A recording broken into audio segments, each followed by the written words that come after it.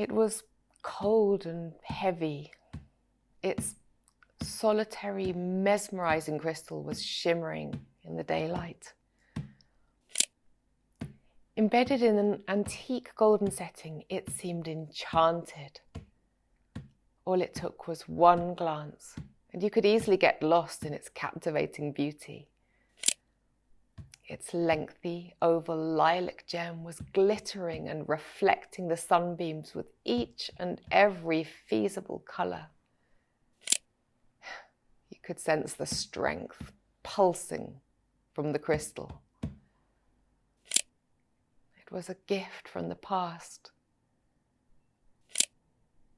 The kitchen was terrifyingly cold. Greasy yellow stains on the walls seemed like drawings made by a modernist painter who expressed his emotions by throwing a huge piece of mincemeat into the pan with hot oil, splashing on the walls. The smell has grown into this room. Oh, I hated that smell. Although even this ugly kitchen could not diminish my love for the time spent there. My grandma would wrap me in a blanket, and with a hot cup of lemon tea in her hand, she told me stories of her life. I vividly remember, as if that was mine rather than my grandmother's memories told every evening, how being the youngest child in the family, she sold various clay figurines at a train station. She would sit behind her tiny wooden table and observe the passengers getting in and out of the trains while guessing what their journeys might have been like. With her huge popped eyes, she tried to catch passengers' attention and pressure them into buying the figurines. Not because they needed them, just out of pure pity. Even a short glimpse towards her gave hope of a possible customer and a few extra pennies for dinner. Oh, and the stories that passengers would tell. It seemed that she had one in her pocket for every evening for the rest of my life. Or her life, to be precise. However, I have always wondered about this woman who was part of every single story, neither young nor old, looking straight through the train window and scanning the surroundings. There was always a cardboard square box in her hand. Despite how badly I wanted to ask her what is so precious she has in that box, I couldn't leave my figurines. No matter how much I popped my eyes to grab her attention, she would never leave the train. It belongs to you now, declared my grandma. Once she put the cold object into my open hand and closed my fingers.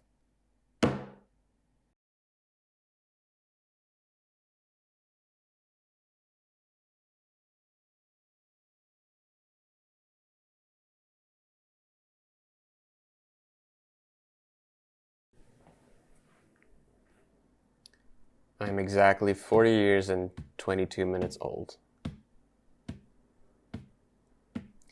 Half of my life slipped away in this room, in this tiny, dusty, substandard office. And the whole place even smells of misery. There was only one creaky window here with white, at some point, curtains and a broken handle. Though the room was meant for at least 10 employees. The furniture here consisted of only 3 plastic chairs around an old splinter table. And all the walls looked like some poor soul hopelessly painted over dirt marks and mold. Now, above one of the chairs, next to the door, there was an old photograph. One of those gigantic and heavy locomotives from the early 1900s. Trains have always fascinated me. Consistently on a schedule, traversing through countless locations, forever sharing new stories with one another. The web of trains is immaculately complicated, rhythmically passing through villages, cities, countries, continents, rivers, lakes, meadows, lands, holding so many emotions, and yet perpetually on time. Invariably prepared to leave the station and head from one to another distant point in time. Whenever I set foot in this room, I instantly felt down, as if some despairing force was filling up my body. That was a little bit of a paradox, knowing how much I adored trains when I was a kid. Well, I remember exactly when my perception of this space changed. One bright but rainy morning around 5 a.m., I entered the office. I sat down at the table, double-checking the wooden surfaces for splinters, and began preparing some documents. Suddenly, I noticed something moving in the corner of my eye. I was here alone. Intrigued, I slowly turned my head around. On my left side, on one of those terrible whitish walls, there were 3 sunbeams dancing and circling around each other.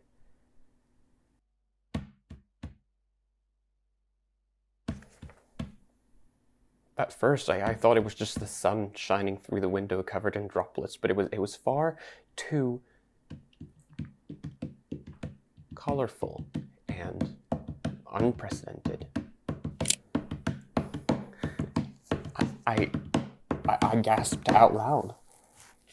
I wasn't usually the type to fall in awe when it comes to pretty things, but this was different.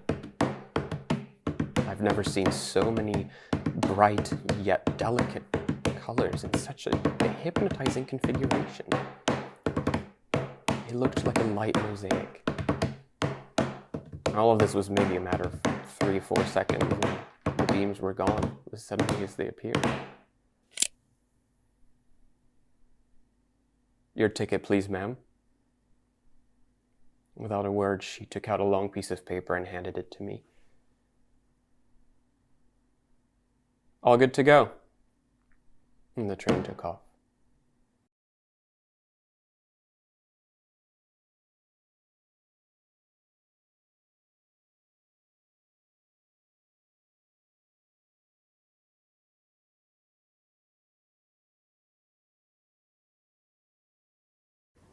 Just a large Americano, please. I sat on a bench in a park while sipping my coffee. This small but peaceful green area seemed like a great refuge from the chaotic train station next door. The sun was gently shining on my face, making me want to close my eyes and drift far away from everything, from all the mess and noise and senseless people. I stared at a young couple walking their dog, a whippet from what I could tell, dressed in a tiny stone blue sweater.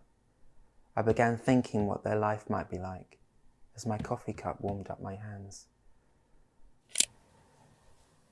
The old and dirty tiled ground started gently vibrating as soon as I entered the King's Cross station.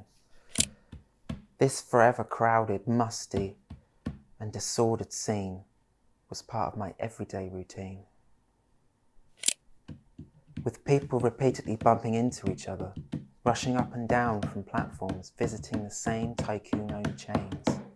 It all seemed like a simulation, a controlled chaos. A tall woman dressed in a grey suit was loudly arguing on a phone while trying to find something in a clearly expensive tote bag. 5 loud teenagers sat outside one of those excessively publicised coffee shops, that make their coffee unnecessarily sweet and pricey. Right next to them, there was a woman struggling to tame her 3 children, all running around trying to imitate trains. The ground started vibrating again. People on the platform weren't any less head-splitting. My train was supposed to be here in 2 minutes.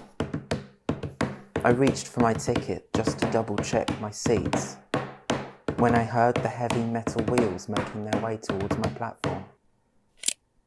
I couldn't wait to sit in my quiet cabin and get some long-awaited peaceful time. Something bright flashed in front of my eyes. I stopped. Within milliseconds, I saw colourful light beams bouncing on the windows of one of the cabins. I wanted to step closer and take a peek inside, but I couldn't move. It felt as if my feet were chained to the ground with heavy weights. My desire to see behind the red velvet curtain covered most of the window seemed to grow as the beams were dancing on the glass surface, and just like that, they were gone.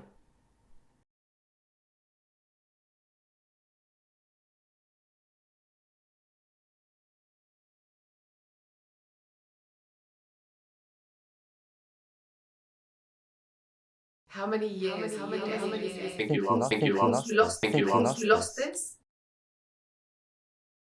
I'm 40 years old, with my grandmother's ring on my finger, with its eye looking dead straight into my soul.